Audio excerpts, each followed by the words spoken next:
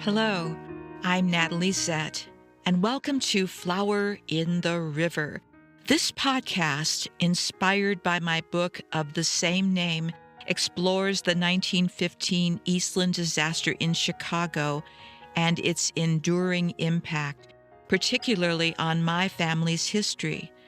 We'll explore the intertwining narratives of others impacted by this tragedy as well, and we'll dive into writing and genealogy and uncover the surprising supernatural elements that surface in family history research. Come along with me on this journey of discovery. Hey, this is Natalie, and welcome to episode 150 of Flower in the River. And I hope you're all hanging in there. This has been an interesting time to live through. At any rate, we are going to get started by concluding the reading of the article Catastrophe on the Chicago River by Josef Mach Sr., published in 1916, gives an intimate account of how the Eastland disaster affected the Czech community in Chicago. I will give you links to the previous episodes, but let's just dive in here and listen to the conclusion because there's a lot to take in.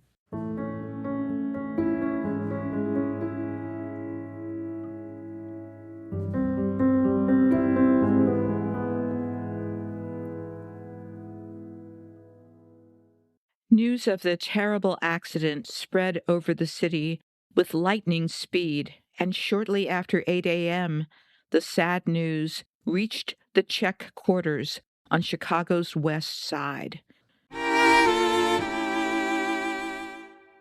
Who can describe the horror, sorrow, and mourning that was shared in these Czech settlements, namely in Cicero, Hawthorne, Czech, California, Pilsen, and Morton Park? At home, how many mothers' hearts stopped momentarily with an alarming premonition when they heard about the sinking of the Eastland, knowing only that her children might have been aboard. How many fathers shed tears as they reminisced about their children. And the longer the wait, the more horrible were the incoming reports.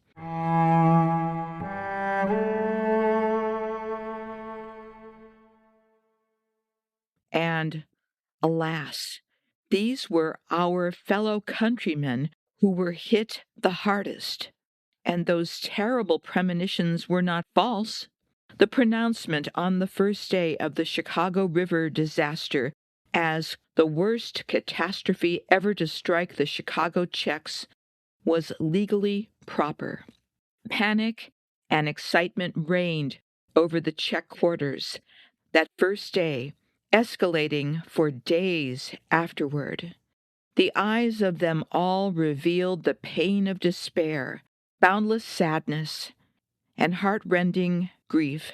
And by 9 a.m., the first automobiles were arriving with their loads of rescued fellow countrymen. All were wrapped in heavy covers and were delivered to their homes.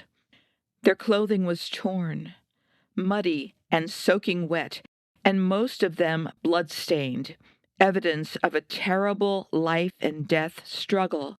By their anxiety, everyone showed evidence of the torture, fear, and panic that they had experienced. The 24th of July, 1915, was Black Saturday for the Chicago Czechs. In addition to the above-mentioned Czech families, all members of whom died in the catastrophe were other families who mourned more than one member. These usually were families with several grown daughters participating in the excursion.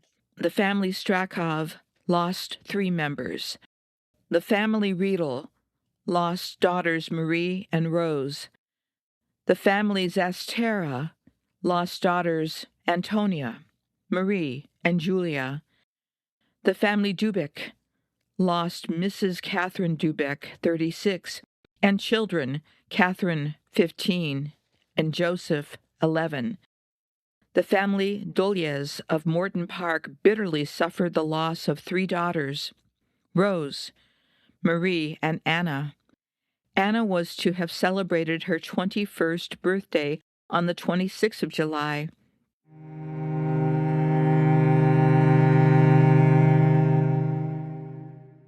Only the mother, Rose Dolius, and Bessie, 12, survived.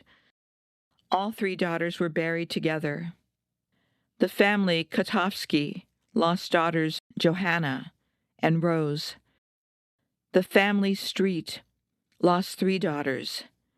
The family Turek lost 3 members. The couple soon to be married, Irvin Nadernik and Miss Anna Rebote, were buried together, and thus united in death.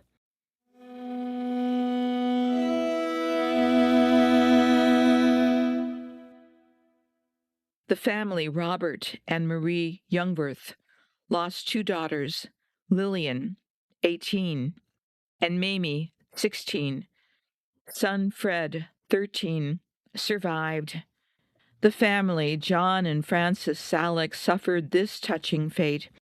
Mrs. Salek drowned, and Mr. Salek, who managed to save himself, committed suicide by gas inhalation on Tuesday, on the 27th of July, out of grief over the loss of his spouse.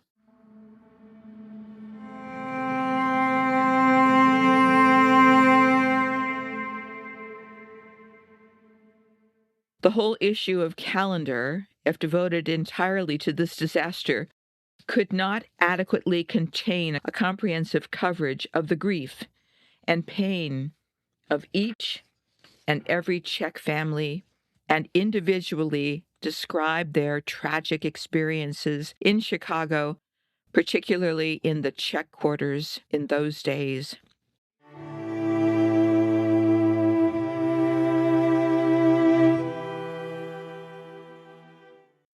How sad those days were when the funerals of the catastrophe victims were underway. About 300 funerals were conducted within the Czech quarters over the 3 days, July 26th, 27th, and 28th of 1915, and each of these was attended by thousands filled with sympathy and sadness. Meanwhile, more and more bodies were being retrieved from the river.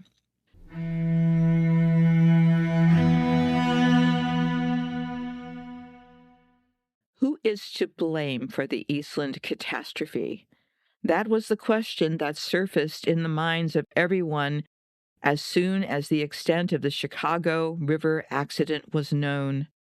The universally accepted simple explanation was the criminal negligence, sloppy work, and greed of those who permitted the overloading beyond the legal prescribed maximum numbers of passengers.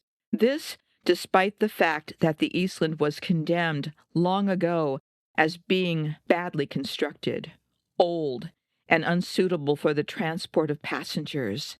Various sources had predicted long ago that a badly constructed ship with improper weight distribution and inadequate ballast would someday suffer a great catastrophe.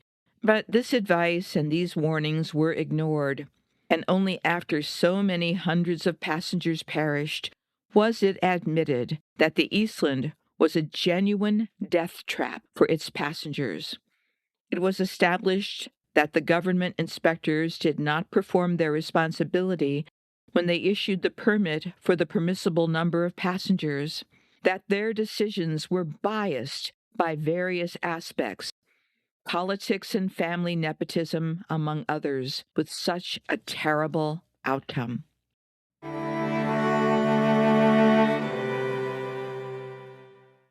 Of course, the city, state, and federal government agencies instituted their investigations into the disaster soon after it happened. These are still continuing, and they will take a long time. If only the catastrophe would serve as a warning memoir to the investigating agencies and, at the same time, as the initiator of a fight against the criminal negligence and the official corruption which stains the clean shield of the United States. As was generally conceded, The blame rested in part on the St. Joseph Transportation Company, to whom the ship belonged, on the government inspectors who evaluated the ship's suitability, and on the ship's captain and officers, who ignored the safety precautions prescribed by law. Thus, for example, the water ballast tanks were not filled at the time the ship was loaded with passengers, and by this means the rolling and eventual overturning of the vessel happened. In the end, it is said that the ballast tanks could not be filled because the pumps were inoperative. The waterline was incorrectly computed, and consequently the ship's balance was easily upset. The ship Eastland was built at an expense of $250,000 in Port Huron, Michigan, but in Cleveland it was soon excluded from passenger transport. After being used there for a while for hauling freight, it was moved to Chicago, where again it was given a permit to transport passengers. The investigation currently underway is to reveal how that could happen. It is hoped that the investigation findings will establish the truly guilty parties and also will seek their punishment for the wasting of so many hundreds of young, beautiful, gifted lives. It was mass murder. May the villains be punished accordingly. The ship's captain, Harry Pedersen, was arrested and charged immediately after the catastrophe, and with him all of the ship's crew. As they were being taken away, the thousands of people crowded around them with their anger growing. They were threatening to lynch the suspects had the police not intervened to prevent it. Pedersen was publicly called a murderer, and his crew was roughly assaulted. In his testimony, Pedersen declared that there was a secret understanding between the ship's owner and the government inspectors, in the sense that the ship will take more passengers than was legally allowed. Although previously, on several occasions, the ship had been found unfit to sail, and that no repairs had been made.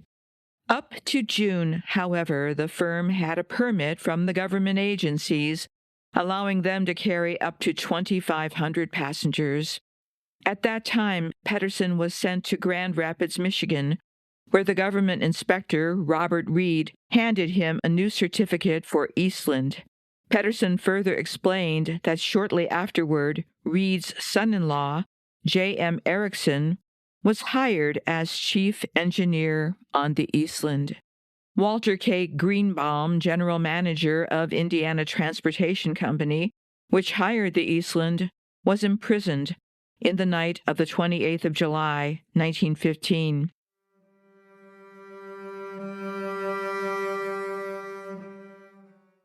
The ship's secretary, George W. Munger, who had been missing since the catastrophe, was likewise imprisoned, with Martin Flatow, chief agent of the St. Joseph Chicago Steamship Company, which owned the Eastland, and besides them, the ship's chief engineer, Joseph M. Erickson.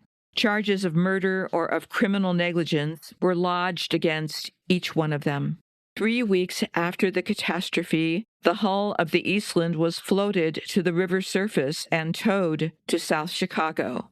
The sympathy that surged through every heart in Chicago following the catastrophe was not just platonic. It expressed itself quickly in offers of effective assistance. An assistance committee was formed on the first day. It initiated collections for the family survivors of the victims. That committee operated under the presidency of Mayor Thompson, who returned quickly from San Francisco, where he was attending the fair. The committee collected almost $400,000 in the so-called Mayor's Fund. The Czechs also realized the seriousness of the situation, and their leading citizens organized the Czech Assistance Committee, which collected donations for the family survivors of the victims, immediately helping those most in need. The president of the Czech Assistance Committee was Chief Bailiff Anton Cermak, and the treasurer was Josef Mach. They collected $8,824.25.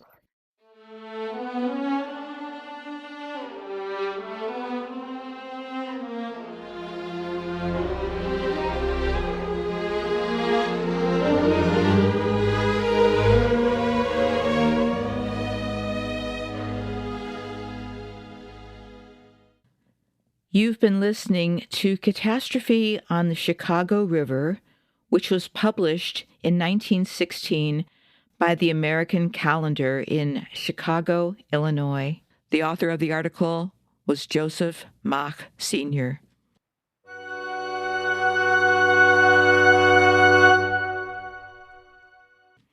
And I thought I was going to close the podcast here, but wait a second. I found another article. You have to hear this, so we're going to continue.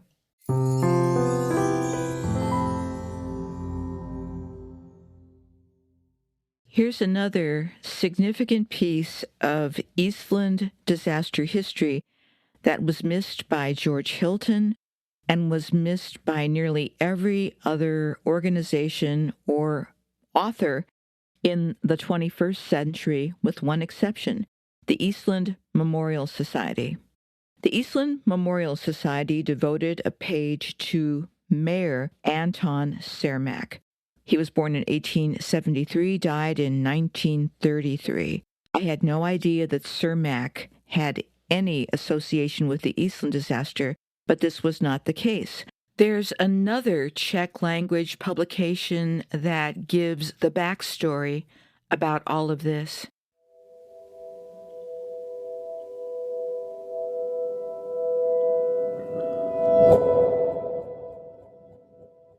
Let me introduce you to Anton Cermak in case his name is not familiar to you.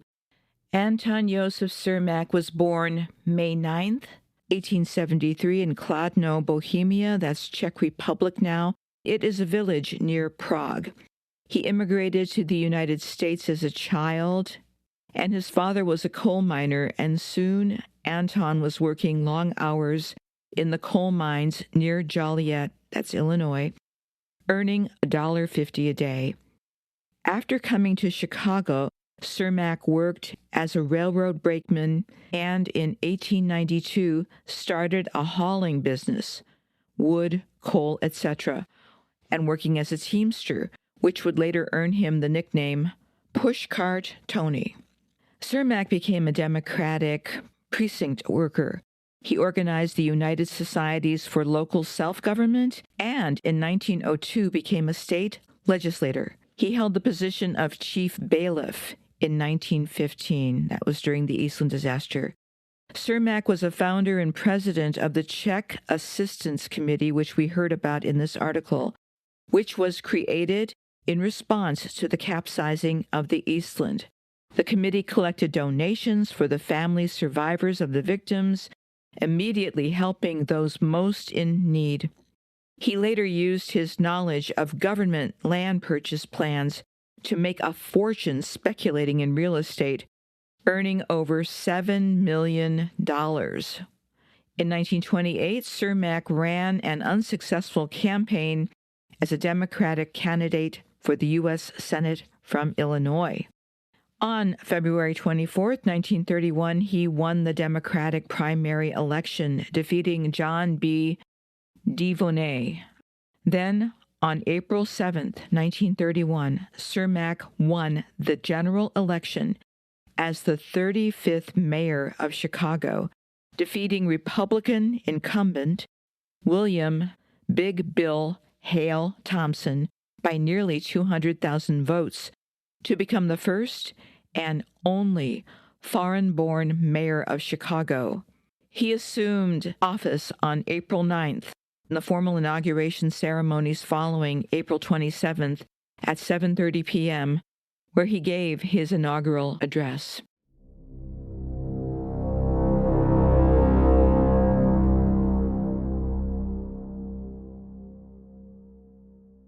Cermak gained the enmity of the Chicago mob by protecting his ally, labor organizer Roger Toohey, On December 19th, 1932, he sent 2 police sergeants to 221 North LaSalle to arrest Frank Nitti.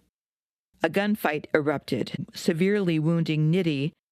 To claim self-defense, Sergeant Lang shot himself in the hand and claimed Nitti had fired first.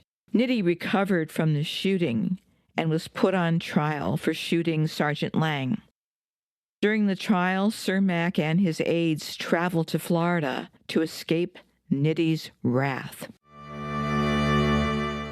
In Miami on February 15, 1933, Cermak made a public appearance in a parade with President-elect Franklin Delano Roosevelt. The parade car moved slowly down the street as President-elect Roosevelt and Mayor Cermak smiled and waved. The car stopped, and Roosevelt gave a speech while sitting on the back of the car.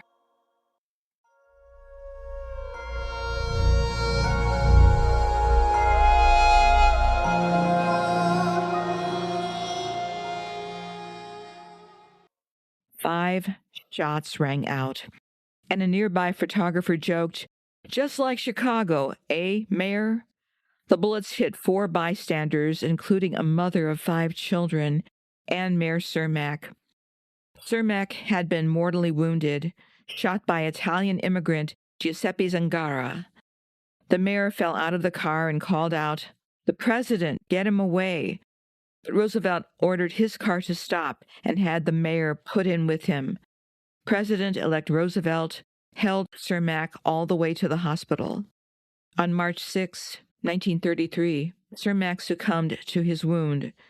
Before he died, he is reported to have said to the president, "I'm glad it was me instead of you, Mr. President."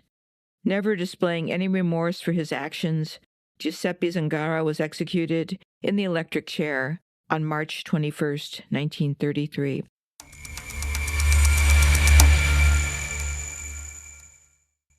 There's speculation whether Roosevelt or Cermak was Zangara's target. I guess we'll never know. What I just read to you is from an article on the Eastland Memorial Society's website on the Internet Archive. When I located the original Czech-language publication where Catastrophe on the Chicago River was published, I found another Czech-language publication. It was printed in Chicago. This publication is called the Lasatel Calendar. The date is 1934. It's an article about the Eastland Disaster where Cermak is mentioned. Quote, "One of the greatest catastrophes struck Chicago at the time when Cermak was bailiff. It was the fateful July 24th, 1915, when the Western Electric Company organized an excursion for the factory workers to Michigan City. The happy factory workers boarded the boat Eastland, which was then moored at the bridge on Clark Street. Whole families were there, fathers and mothers, older sons and daughters, and also the little ones. Suddenly, the boat tilted. Horror, and then also death and destruction. I will not return to those terrible scenes. I will not describe those sad, oh so sad funeral processions to perhaps all the cemeteries in Chicago and to our Czech ones most of all. I want so much to point out that it was, above all, Anton Josef Cermak, chief bailiff of the municipal court in Chicago, who perhaps did the most then for our afflicted and devastated families. On the day of the catastrophe and then for a whole series of days after it, Cermak did not have a moment's rest, and neither did his people. As soon as news of the disaster reached him, he summoned his people and at their head rushed to the scene. Here, much work awaited them. Sad and heartbreaking work. Rescuing the drowning and retrieving the dead. Everyone worked desperately, without rest, and Cermak and Sonnenschein set a great example for all. Then came the rest. Identifying the dead in various morgues, transporting them to their homes, And finally, the funerals. Listen, dear readers, I do not hesitate to declare, if Anton J. Cermak was ever stricken by illness, then its seed had its origin there in the Eastland Catastrophe. Hardly had Cermak somewhat recovered from that exhausting experience and work when other work awaited him. In Europe, war clouds were gathering, and finally cannons began to roar, and the United States was preparing. Do you remember, dear reader, our preparedness parades? You surely remember, and you must also recall that at the head of every such parade marched Anton J. Cermak with his bailiffs, and at every such gathering, Cermak occupied a place of honor. There's more to that article, but this is the part that I wanted to share with you, that Cermak was involved with the Eastland disaster. I was reading to you from a translation of a Czech-language document that was published in Chicago in 1934. It was called Lastatel Calendar.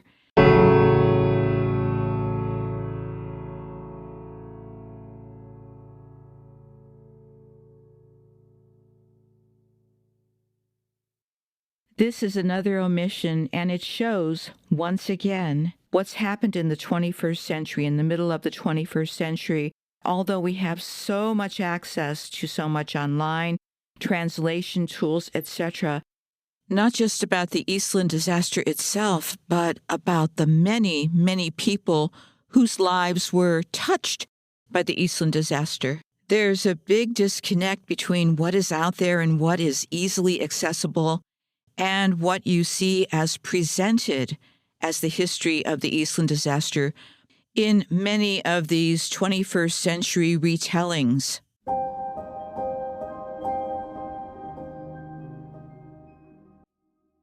According to Elizabeth Schoen Mills, you have to conduct, in genealogy, reasonably exhaustive research. In the 2 years and 2 months or so that I've been doing this deep research of the people of the Eastland disaster, this entire experience has been a real eye-opener for me as well.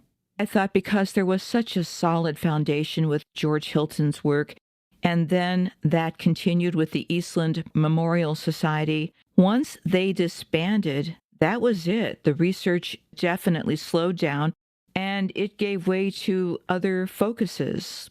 The stories of the people, the documentation, the source citation, the provenance, that seemed to take a back seat. So what I've been trying to do is restore as much of that as possible.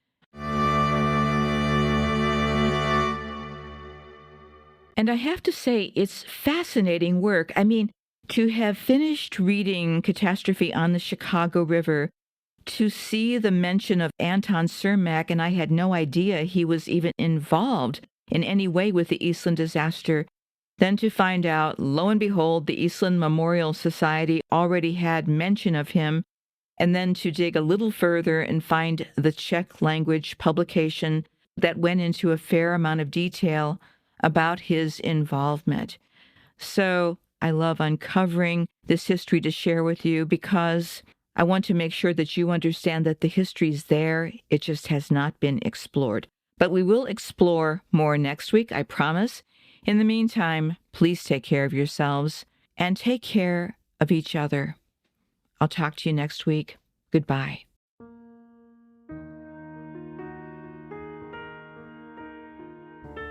Hey, that's it for this episode, and thanks for coming along for the ride. Please subscribe or follow so you can keep up with all the episodes. And for more information, please go to my website. That's www.flowerintheriver.com. I hope you'll consider buying my book, available as audiobook, ebook, paperback, and hardcover, because I still owe people money. And that's my running joke. But the one thing I'm serious about is that this podcast and my book are dedicated to the memory of all who experienced the Eastland disaster of 1915. Goodbye for now.